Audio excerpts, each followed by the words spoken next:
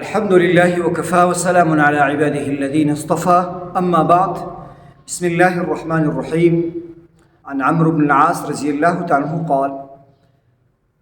قال رسول الله صلى الله عليه وسلم فصل ما بين صيامنا وصيام أهل الكتاب أكلة السحر. عمرو بن العاص دی فرمایي چې نبی علیه السلام فرمایل زموږ شو د اهل کتاب د روزې په مابین کې فرق چې کوم دی هغه سحري کول دي.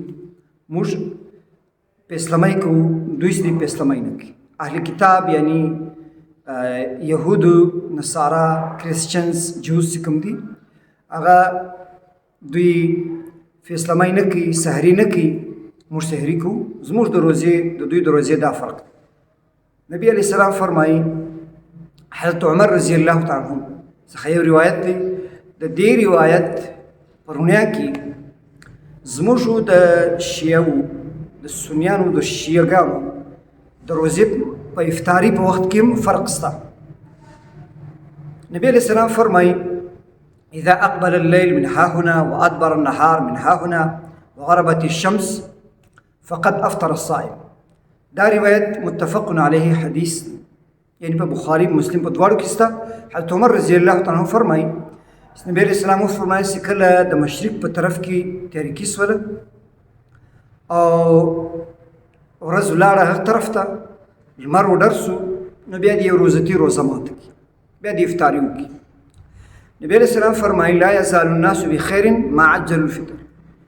انسانیت به تر هغه مسلمانان به تر هغو پر خیر وي تر څو چې دوی په افطاري کې تعجیل کوي، په اول وخت کې. نو په شریعت کې سنت طریقه دا ده چې کله لمر وډر سي، لمر د وډرېدو یقین وسي، بیا افطاري کول اول واره په اول وخت کې دا سنت ده او دا خیر دی. په دې کې د امت خیر دی. شیګان چې کوم دي هغه په افطاري کې تعجیل بجای دوی تاخیر کوي. 15-20 منټه کې کوم دي دوی دې څه تاخیر کوي، بیا دوی افطاري کوي. زموږ دوی فرق دا دی.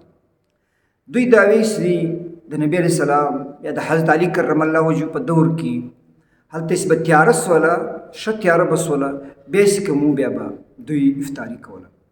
هغه داسې دی چې د ورځې کیفیت به یا به داسې ګرد و غبار و، د لمر د وډرېدو به چا انتظام به نه و، نو په هغه وجه باندې بیا تاخیر چې کوم دی دوی به کاوه یقینا هم. لیکن خبره د لمر د وډرېدو غو نن سبا د چې کوم ګړۍ ده نظام الاوقات دي هغه مقرر دي.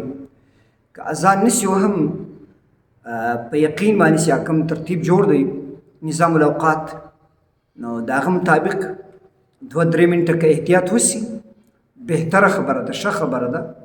له غروب شمس څخه وروسته نو دومره تاخیر کول دا خلاف سنت دی. زموږ د شیعو په افطاري کې به دا فرق دی. البته سحري او افطاري دا دواړه، سحري کې تاخیر مستحب دی او په افطاري کې تعجیل چې کوم دی په اول وخت کې کول. که څه هم د اوبو یو غړپ وي، یو خورما دوی وي، نو بیا وروسته لمونځ کول اول بهتره ده چې افطاري وسي بیا وروسته بیا لمونځ وسي. نو دا سنت دی. الله پاک ته مو ته د عمل کولو توفیق نصیب